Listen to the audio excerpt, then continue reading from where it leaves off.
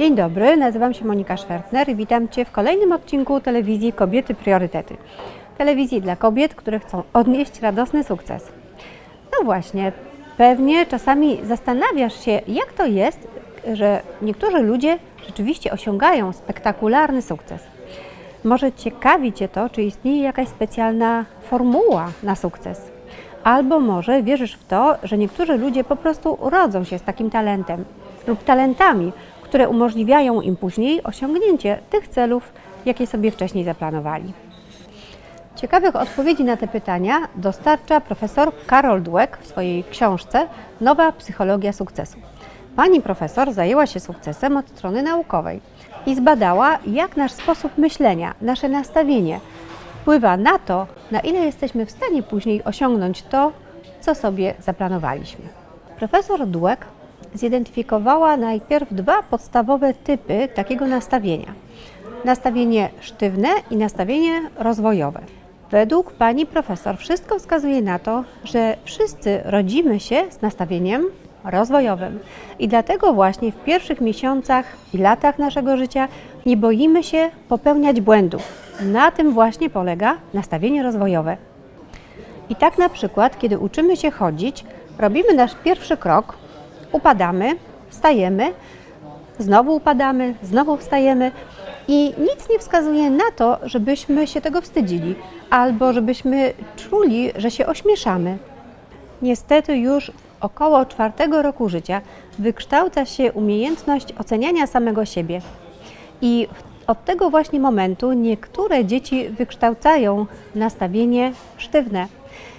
Co to oznacza? Oznacza, że przestają dawać sobie przyzwolenie na popełnianie błędów. Część dzieci jednak zachowuje nastawienie rozwojowe. Te dzieci pytane o to, co to znaczy być mądrym, odpowiadają, że to znaczy, że się coraz więcej i więcej wie. A więc te dzieci uważają, że nad mądrością można pracować. Pani profesor przeprowadziła bardzo interesujący eksperyment w obu grupach tych dzieci.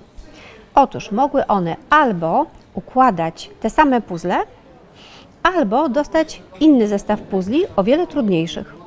Okazuje się, że dzieci, u których zidentyfikowano nastawienie sztywne, wybrały tę bezpieczniejszą opcję.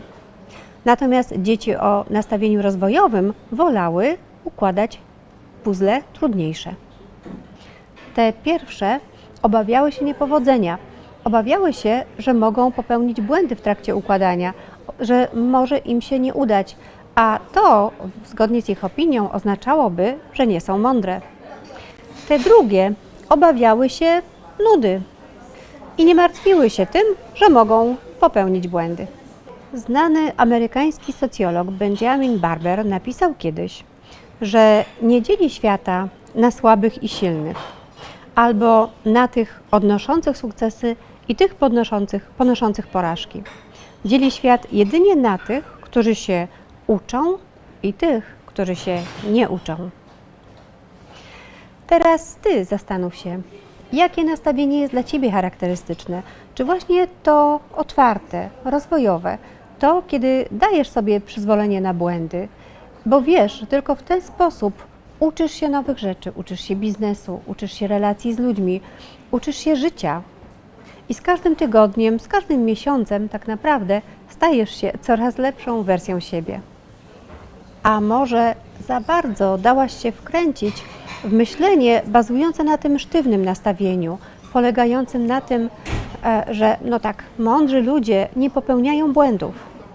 Jeśli tak jest, możesz bać się wyzwań. Nawet najmniejsza trudność może wydawać Ci się zbyt ryzykowna, bo przecież co to będzie, kiedy coś pójdzie nie tak i wszyscy ludzie dowiedzą się, jaka jesteś niemądra. Dlatego takie ważne jest, abyś powiedziała sobie, że jesteś ok. Owszem, być może popełniasz błędy, ale potem w miarę możliwości je naprawiasz, wyciągasz wnioski, działasz dalej. I w ten właśnie sposób się rozwijasz. Tak więc jest dokładnie tak, jak powinno być.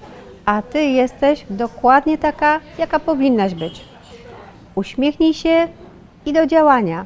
Układaj swoje trudniejsze puzzle. Dziękuję Ci bardzo, że obejrzałaś kolejny odcinek telewizji Kobiety Priorytety. Jeżeli podobała Ci się jego treść, podziel się nim na Facebooku. Oczywiście zapisz się na mój newsletter na stronie monikaszwertner.pl. Bardzo też czekam na Twoje komentarze albo na maile. No i na koniec życzę wszystkiego dobrego i oczywiście trzymam kciuki za Twój radosny sukces.